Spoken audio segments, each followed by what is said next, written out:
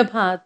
आज मैं आपके समक्ष सूरदास जी के तीसरे पद और उसके भावार्थ को लेकर उपस्थित हुई हूँ। हमारे हरि हारिल की लकड़ी। हरि यानी श्री कृष्ण। हारिल एक पक्षी होता है जो अपने पंजों में सदा कोई ना कोई लकड़ी का टुकड़ा पकड़े रहता है। हमारे हरि हारिल, इसमें अनुप्रास अलंकार है। हारिल की लकड़ी, यहाँ रूपक अलंकार का प्रयोग हुआ है। इस पंक्ति में श्री कृष्ण जी के प्रति गोपियों का प्रेम दृढ़ था, यह व्यक्त हुआ है। गोपियों का प्रेम स्थिर था। उद्धव के योग के संदेश का उन पर कोई भी प्रभाव नहीं हुआ।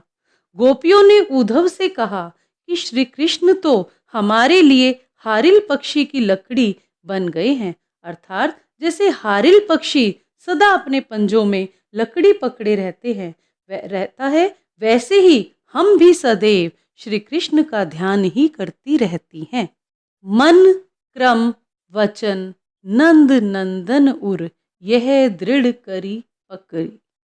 इस पंक्ति में गोपियां कहती हैं कि हमने मन वचन और कर्म से नंद के नंदन श्री कृष्ण के रूप और उनकी यादों को अपने मन द्वारा कसकर पकड़ लिया है। अब कोई भी उसे हमसे छुड़ा नहीं सकता। जागत सोवत स्वप्न दिवस निशि, कान्ह कान्ह जकरी। जागत माने जागते हुए, सोवत माने सोते हुए, स्वप्न यानी सपने में, दिवस दिन, निशि माने रात, कान्हे मतलब कृष्ण। कान्हे कहने में पुनरुक्ति प्रकाश अलंकार का प्रयोग हुआ है। जकरी का अर्थ है रटती रहती हैं। इस पंक्ति में गोपियां कहती हैं कि हमारा मन तो जागते हुए, सोते हुए, स्वप्न में, दिन में, रात में सदा कृष्ण कृष्ण की ही रट लगाए रहता है, सदा उन्हीं का स्मरण करता रहता है। सुनत जोग लागत है ऐसो, ज्यों करुई ककरी। करुई का मतलब है कड़वी, ककरी का मतलब ककड़ी।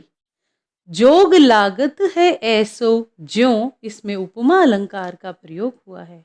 इस पंक्ति में गोपियां कहती हैं कि हे उद्धव, तुम्हारी योग की बातें सुनते ही हमें ऐसा लगता है मानो कड़वी ककड़ी खा ली हो, अर्थात तुम्हारे योग की बातें हमें बिल्कुल भी अच्छी नहीं लगती। सूतौ व्याधि हम कऊ लय आए, देखी सुनी न करी। सु मतलब वह, व्याधि मतलब बीमारी, देखी सुनी न करी, इसमें स्वर मैत्री है, करी मतलब भोगा। सूतौ व्याधि हम कऊ लय आए, इसमें रूप का तिशोक्ति अलंकार है। इस पंक्ति में गोपियां उद्धव से कहती हैं कि हे उद्धव, तुम तो हमारे लिए योग रूपी ऐसी बीमारी लेकर आए हो जिसे हमने ना तो कभी देखा, ना कभी सुना और न ही कभी भोगा है। हम तो तुम्हारी योग रूपी बीमारी से पूरी तरह अपरिचित है। यह तऊ सूर तिनहि लय सो पऊं, जिनके मन चक्री। तिनहि का मतलब है उनको, जिनके मतलब जिनका, मन चक्री यानी कि मन स्थिर नहीं रहता, अर्थात जिनका मन चंचल होता है।